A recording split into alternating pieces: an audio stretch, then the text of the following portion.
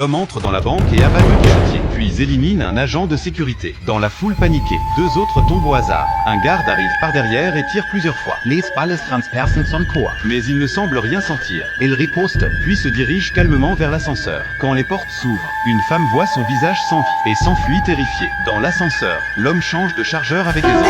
Les portes es ouvrent. Le garde en embuscade n'a pas le temps de viser. Une balle l'achève. La dernière défense devant la chambre forte s'effondre sous ses tirs.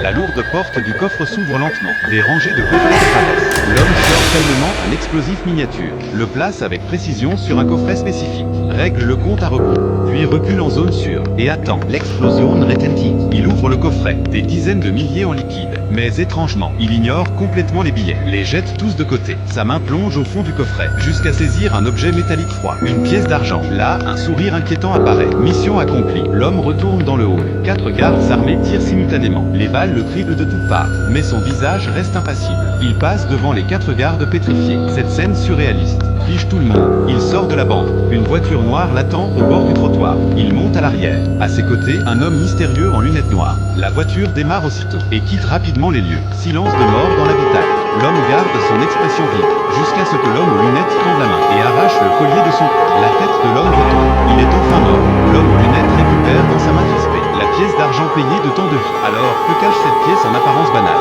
La réponse se trouve dans la Bible. Selon la légende, Judas, pour 30 pièces d'argent, trahit son maître Jésus. Ces pièces, souillées de trahison et de sang, seraient devenues des vecteurs du mal. Pendant ce temps, dans une petite ville, une scène encore plus incroyable se déroule. Une vache de ferme vient de donner naissance à un bébé humain.